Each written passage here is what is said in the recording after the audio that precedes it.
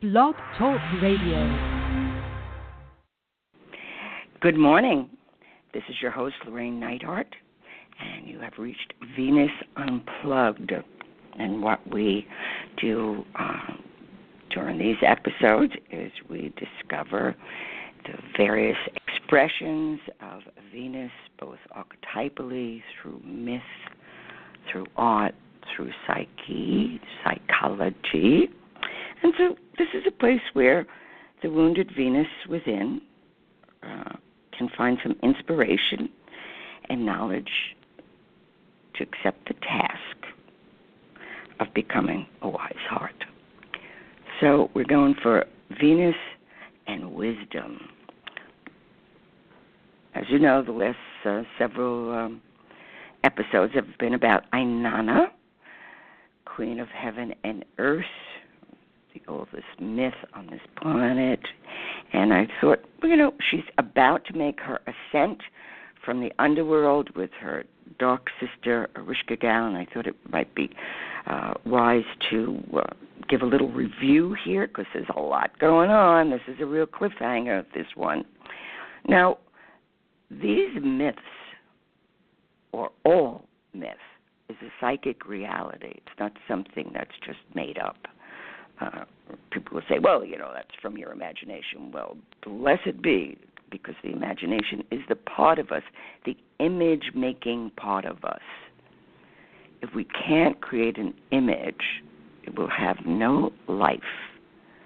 It will just be sterile, no libido, nothing. So we need images and symbols make meaning. That's how man makes meaning. So, Ereshkigal, that is, Inanna is Queen of Heaven and Earth. She finds her honeyman, Dumuzi. I love saying that because it's like kissing, like Dumuzi. And after she has her encounter with her honeyman, she listens to the below, and she willingly goes into the underworld for her initiation rite. So Inanna is like on the ball, man. She just, each step of the way, she intuits it's time for a shift, it is time for an awakening, whatever it might be. And she goes often with a sense of abandon. Now, anytime there's abandon, when we can abandon ourselves to the beloved, to an idea, to something within ourselves, we give up ego. We go with the fullness of our being, completely unknowing. So she's not completely unknowing. Before she does her little tour of duty in the underworld, she asks her faithful friend and servant, if she doesn't come back in 3 days, you better broker a deal and come down and get me. So she's not silly, but she goes with a sense of abandon, which is always a good attitude to have when we are going to approach a change in our life, especially when we're going to approach the unknown within ourselves. It's like, hey, man, today's as good a day as any to die, meaning the ego that is always up there. Yeah, but what about me? It's like, well, there's a much bigger universe going on. So Ereshkigal, in some respects, is Lilith. Lilith, the first wife of Adam. The first wife always knows. Even if she's crazy, that doesn't mean she doesn't know the truth. I love that. I was like, well, she's crazy. It's like, so crazy can still see the truth, just sees it in a different color. All right. So she, in some respects, is Lilith. She ruthlessly destroys all that is not of our true individuality or appropriate life path. So that's the Lilith within and the encounter with Lilith without. She will not lead us to our goal by revealing what it is, but rather by eliminating everything that it is not. So very often on the road to consciousness awakening or love of self and others, of heaven and the below, all things, it's through deductive reasoning We don't know what we want, but we certainly know what we don't want. And in the not knowing, everything gets torn away. So that's an aspect of Lilith. She blows everything apart, and we're left standing with what is true to our being. So the black aspect of Lilith closes all the wrong doors that face us. So you know the old saying, one door closes. Well, sometimes it's the wrong door. Not every door is the right door or the correct door for that encounter. Sometimes we want to go through a revolving door. Why does this keep on happening? Because you're in a revolving door. Stop knocking on that door. Or listen to Lilith. It's been closed. Your prayer has been answered. The divine has said no. Done. And then we can grow. So the black Lilith in us will accept nothing less than our own true individuality. And it's not in the sense of separateness, but it's in the sense of who we intrinsically are. That's also the Venus energy. Who are we? What is that? That makes us different, but also part of the whole. And when we are secure in acknowledging and expressing our true self, we don't have to falsify ourselves in order to be accepted by others. So Rishka El instructs Neti, who's her servant and handmaiden, and Neti represents the fact that she wants Ainana to experience what it is to be rejected, to enter the royal chamber bowed low. So then Ainana, in the fullness of her abandon, all right, so as she's making her descent, 7 stages of this descent, which also represents the 7 chakras. So the removal of Ainana's crown, the first of her protective me. The me are the laws, kind of the 10 commandments of Sumerian world.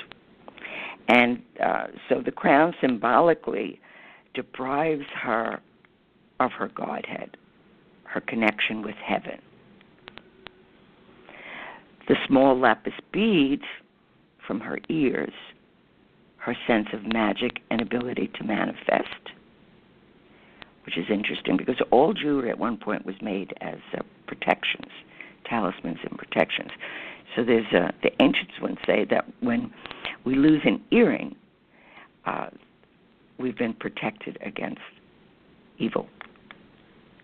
There's been evil or gossiping or something, and we lose the earring because earrings protect us from listening to evil or being affected by it. All right, and then the double strand of beads about her neck and her rapture of illumination, her golden breastplate called "Come, Man, Come," her emotional heart.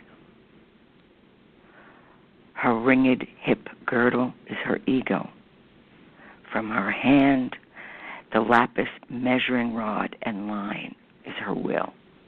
Her garment of ladyship, which is the breechcloth, is her sex role. Each represents, in order, the Kundalini chakras. Ainana is thus forced to give up her earthly attributes, her role as queen and high priestess and woman, and her royal power. Her priestly office and her sexual powers are to be of no avail in the underworld. Remember, she's told again and again with each removal, Ainana, the way of the underworld is perfect. So when we're going through a crisis, whatever that might be, the way of the unconscious is perfect. It knows exactly what it's doing. We're clueless, but it knows. So it's being able to trust that part.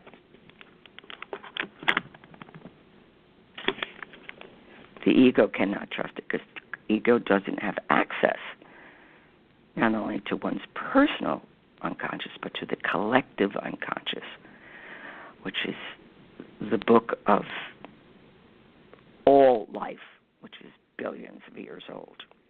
All right. Now, so she gives all of that up, and then she's got to go to the judges of the underworld, and Ereshkigal takes one look at her and kind of smacks her and then hangs her on a meat hook to just hang there while we rot. And we all know that feeling of just boredom or just rotting there, or, we can blame it on age and we're getting wrinkles. We feel like we're rotting, which actually, if we can tolerate it, that rotting, it's the transformation. And in alchemy, it's called putrefactio.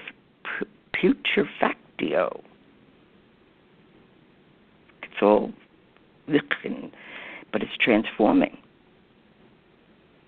So Neznabar is the one who brokers a deal for Ainana to get out of the underworld. Neznabar waits for 3 days. Ainana was considered to be the daughter of the moon. Thus, 3 days may be the dark of the moon. And that's also, once again, why it's, if you can, give whatever issue or problem you're struggling with 72 hours. 72 is the number 9. It's also the 3 stages of the moon. And you're going to see things differently if you just let it be and let it cook there a little bit. You'll have a different take on life. So the grief is expressed, and Ainana's paternal grandfather, Enlil, is the one who helps broker the deal to get Ainana out from the underworld. So they send these 2 little non-ego, like little beasties, but, they don't have any ego, they don't have any identity, and they're capable of empathizing and suffering with Ereshkigal, which is what she wants, which is what we all want. When we're in pain, we want to witness. At first, we don't want to be healed. We want somebody who really listens to the story, and sometimes several thousand times, which is part of what therapy is about. It's the witness to the story, no matter how many times we need to tell it, no matter how many versions of it. Each time, a little more comes out. And that's what post-traumatic stress is. It's a reawakening of the wound. It's like, didn't this heal? And an aspect of it did, but there's still more. It is like it's like the telling of one's own myth. When we get to the wound, that's the awakening. That's the moment, or that's the place that we couldn't face. So we need to tell the story again. And for those who are fortunate enough to have loved ones or friends around who will say, "Sure, tell it to me again," or like a beloved child, they want to hear the story again, and particularly the story of their birth. That is just delightful for them. They were born out of nothing. It's all magic. All right? So now the plan. So Enki knows that the nature of the underworld, and it's ruled by a jealous, anguished Ereshkigal. So that's also the jealous and anguished aspects of ourselves. So he also has the power to create and facilitate, and he creates from dirt under his fingernails the Kugara, or the Galator, which are instinctual, asexual creatures who Enki endows with the artistic and empathetic talent of being professional mourners, capable of mirroring the lonely queen's emotion. Remember, Ereshkigal is mourning the death of her husband, the bull of heaven. Love these images. They are humble, non-heroic creatures, so they don't have a dog in this fight, that's for sure, and without definition or even the need to be separately defined, without any sense of what we call ego needs. These are asexual creatures that represent the attitude necessary to draw a blessing from the dark goddess. So that is a huge hint. If you want a blessing from the dark goddess, don't come in with attitude. You need to be egoless, without, in a sense, without opposition, just pure instinct. And Enki also instructs his creation on how to enter the underworld and how to deal with the Rishkigal, and he tells them how to recover Ainana from death. So these are great teachings. So this is, of course, psychic death, psychological death. Depression is a death. It's certainly a death for the ego, because it's like, hey, who put the lights out? How am I going to rule over darkness? I can't see my shit. It's like, you better believe it. And so these places of dark, these places of digging in the dirt, these are holy places. If even once a day for 1 second, become aware that wherever you stand, that is holy ground. The earth is holy, every much as heaven and hell is holy. Hell is a holy ground. It's a state of being. Heaven and beyond, holy. It's all holy. So when these little beings come in, Ereshkigal is mourning with the cries of a woman who is about to give birth, and she complains both for her inside and her outside. So having willed Ainana's death, she can scarcely bear it, for Ainana is the other side of herself. So when you have fights or betrayals or battles within or without, it hurts so much because it's wounding yourself.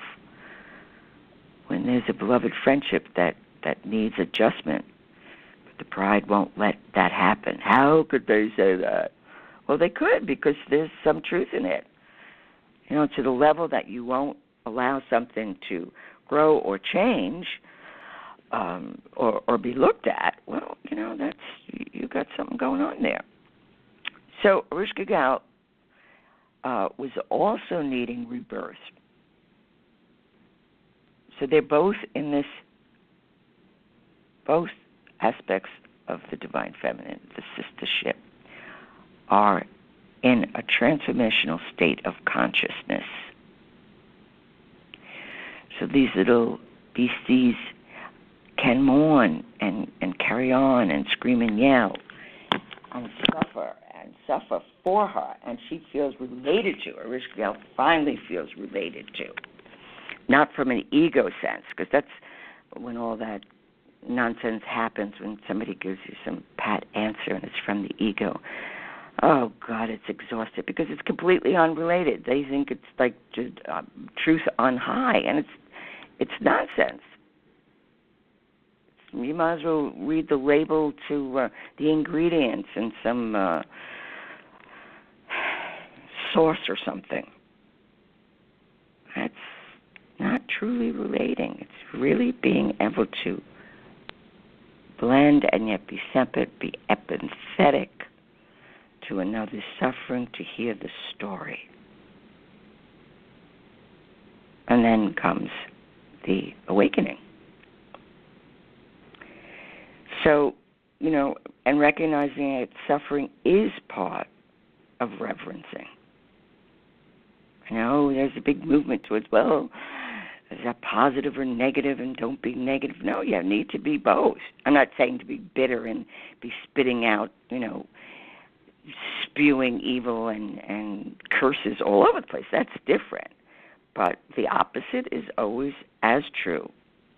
And we need them both. And by denying the opposite as negative or bad, we don't realize that we are building a storehouse, a powder keg of shadow shit that's going to blow up at the most inappropriate but perfect moment in your own life. So the preciousness of, I can't listen to that negativity, is a person that cannot tolerate the human condition, cannot witness another's suffering, cannot stand rooted as they're asked to witness the suffering of another or the suffering of ourselves, or witnessing within our own self. We turn from our own suffering and, try to make ourselves feel better with an addiction or an overlay or something, or a new love. Instead of, no, I'm learning reverence. So the reverence is in this journey into the underworld, to the unknown, to meeting the parts of us that we never knew was there. So Ereshkigal is so touched by the attention that these little beasties offer her and mirror her pain, that she extends herself and offers gifts of fertility and growth. So that's a hint too. In death, we grow. Death is not the suspension of growth and creativity, which so often we think that, because we didn't do our research. That's why it's so important to do research and do myths and from around the world to see these different belief systems and how they were born and what works for you. What feels like the truth of your myth, the journey that you are walking upon this earth, the story that is in your soul that wants to be told. Because like the Gnostics, we are our own religion. Each person is a religion, is a connection to a divinity. And we need to and we can respect and honor and pay tribute and do rituals to various religions, but in truth we'll never understand it until we make it our own. What does that mean? So Ereshkigal shows this generosity, but the little BCs they refuse these gifts and ultimately ask Ereshkigal for the most important gift, which is to give them Ainana's corpse. They ask her to release part of her personal anguish and her despair and her anger, which is embodied in the glorious goddess of love. They ask for the rotting body of Ainana. Powerful images. So when Ereshkigal agrees to release her nemesis and thus part of her own pain, sometimes it's really hard to give up our pain. We're so identified with it. It's the only story we know. What's going to happen if we don't have a new chapter, if we haven't written something? And that's what happens where we get caught in the victim archetype. We don't have a next chapter. And so we get caught in that, going around and around in that experience and that journey because we don't quite yet have the strength to live another chapter and discover the meaning. And I think this is all divine timing, too. We can't push growth, but it is always present and ready to happen, which is why, artists and writers and creative people very often have to repeat a theme again and again and again, same difference, until they see all those different mirrored aspects. So, Ereshkigal, in her generosity, grants them the gift of Ainana's corpse. And then the Anuna, A-N-N-U-N-A, must maintain the rules of the underworld. But But they must also deal with the fact that Ainana has been reborn in the underworld. So in the middle of our depressions and our wounds and our addictions and all that stuff, we are being reborn. That's how we get the relief. So their tactic is to tell Ainana that she must provide someone in her place. In essence, Ainana cannot be allowed to again forget her neglected, abandoned sister. That's why we have scars. That part of herself that is Ereshkigal. A passageway has been created from the great above, the conscious, to the great below, the unconscious, and it must be kept open. Thus the Gala. The demons of the underworld, those who cannot be bribed, are assigned to accompany Ainana as she leaves. So there's another great hint. Keeping the way of the underworld open, the way of the conscious and the unconscious. We do that through dream, we do that through active imagination, we do that through therapy, we do that through art, there's poetry, there's so many ways that we keep that passageway open so we can listen to the below. So often in life, I'll be often ready to do something, thinking, well, okay, yeah, fine, this looks kind of cool. And I hear this other voice that goes, you may want to rethink this. Or don't forget the ways of the underworld. You can't violate Psyche's laws in order to live in the world. It's like, oh, yeah, I got that. We need to remember. And we need to remember the tasks, the things that we did learn and continue to learn and refine, not just learn. The first learning is always the shock. It's like, what? But here we have it. So they are allowed, so the replacement. So Ainana is restored to active life, but returns demonic, surrounded by the Gala. She has met Ereshkigal and knows the abysmal reality that all change in life demands sacrifice.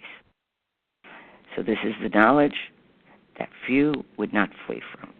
Ainana comes up, loathsome, and claiming her right to survive, which is so true of all of us. The same fearsome characteristic of any woman or man coming out of hiding and ready to stand her ground. She's ready to roar. She's ready to growl. She's ready to bite. And so not a lot of people are going to stick their hand in her mouth. So there she is. And then she has to choose her replacement. Gee whiz, I wonder who that's going to be. Well, you're going to have to tune in next week to find out the choice that Ainana uses and the person she uses to replace her in the underworld. So there's another hint. The ways of the underworld are perfect, but there's always a sacrifice from one world into another. That is also what the symbol of the yin and yang. With this black, there's always a dot of white, and with this white, there's always a dot of black. That's the sacrifice. Meaning we must make something sacred too. That's what a sacrifice is. It eventually becomes holy. We're willing to give up, transform, to make it sacred. So we never really quite get out of the soul-making process, which is kind of cool, because it's, as far as I'm concerned, the only game in town. So till next week, when we find out who Ainana rips from the throne and is sent into the underworld. Bye-bye.